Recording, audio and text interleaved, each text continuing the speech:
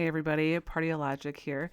I probably need to do more videos at least once a week, possibly a couple times, maybe even once a day. We'll see as my subscribers go up. But I try to do yoga every day, and when I do yoga, I do it's like an intention card. They're like, this is a box of one of them.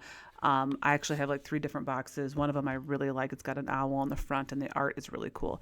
But the reason why I'm bringing it up is, like, for example, the other day, this one said friendships, and then this one said freedom. And I wanted to talk about that.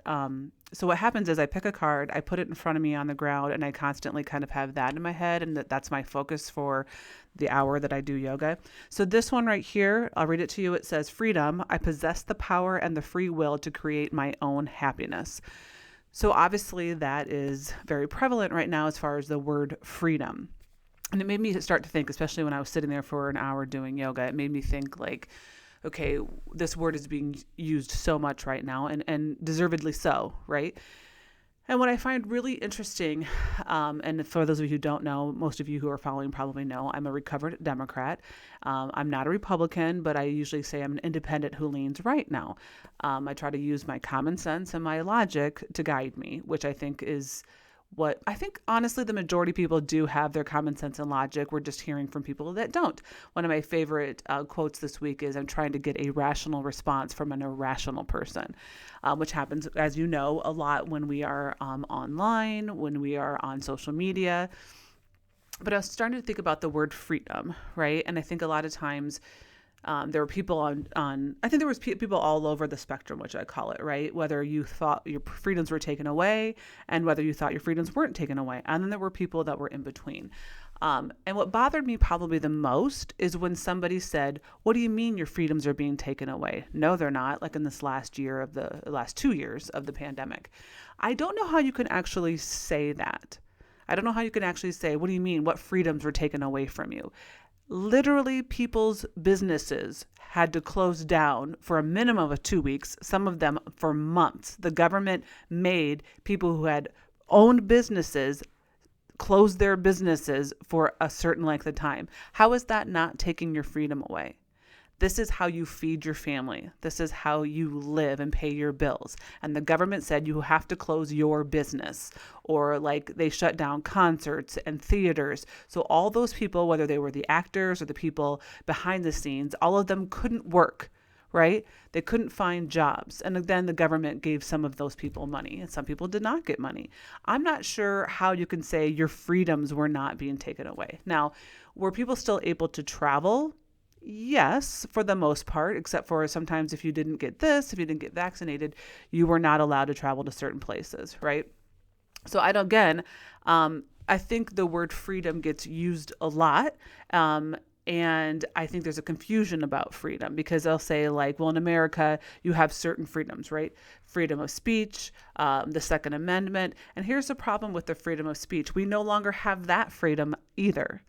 I know one of the reasons why I'm on YouTube now, and the reason why I got on Getter, and the reason why I got on Telegram is because on Facebook and on TikTok, I'm censored. So that is not freedom of speech. Now, some people will say, well, those are corporations. Those are businesses. They can decide if they want your speech. It's not the government saying that you can't talk.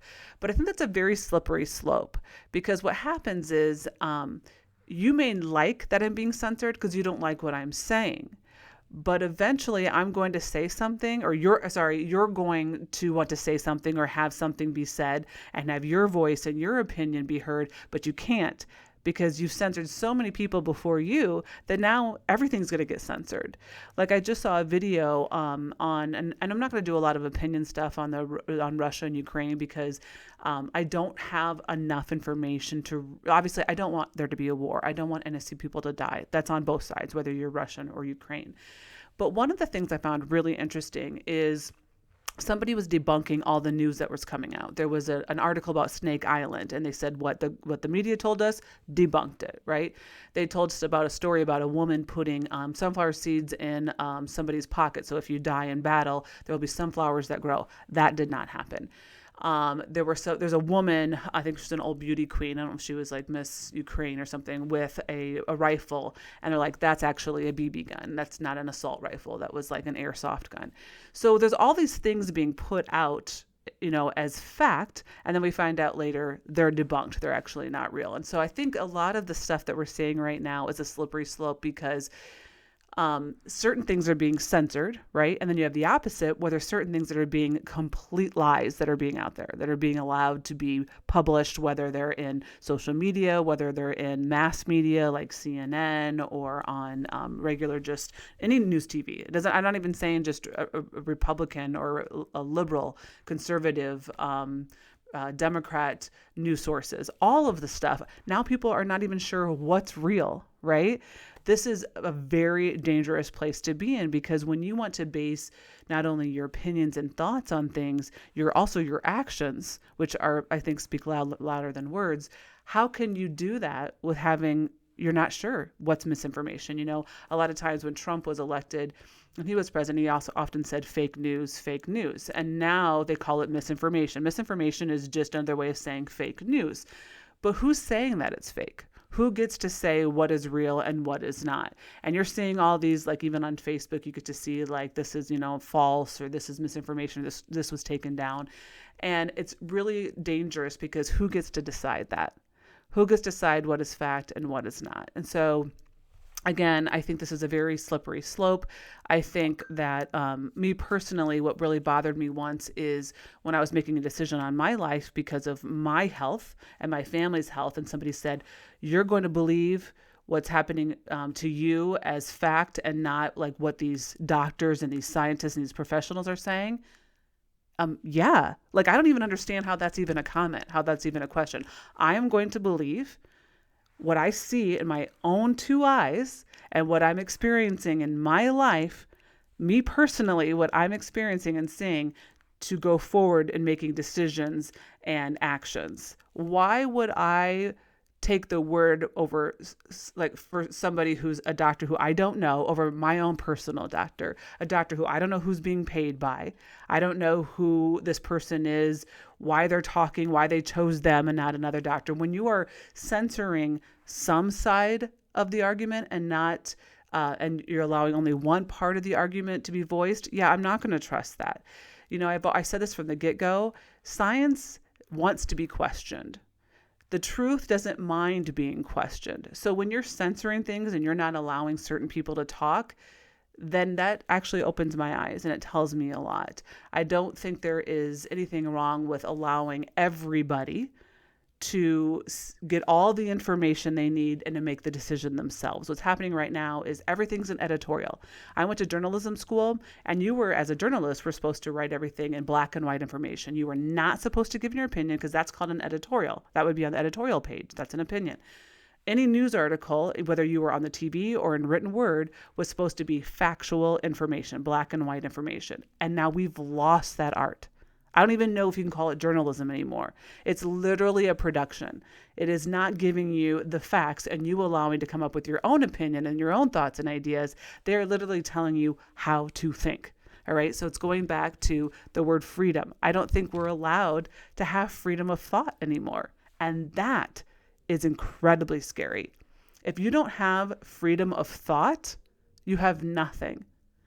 There's way too many people right now that are okay with being told how to think. They're completely fine with it. You just tell me how I need to think, how I need to live, how I need to move forward. I'm sorry. You have one life. Don't you want to be in control of that life? I don't even understand why you would give the keys to somebody else to your life.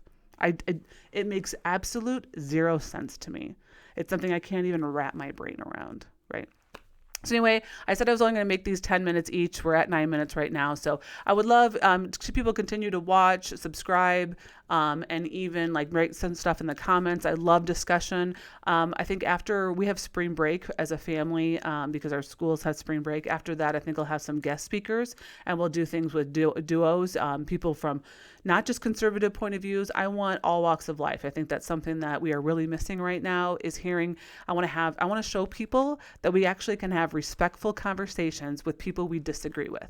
Just because you're talking with somebody and listening to them speak does not mean you agree agree with them. We need to learn how to have respectful conversations with people we don't necessarily agree with. We need to get back to that. We need to get back to common sense. We need to get back to logic. And that's where I'm coming from. So have a great day. Party Logic out.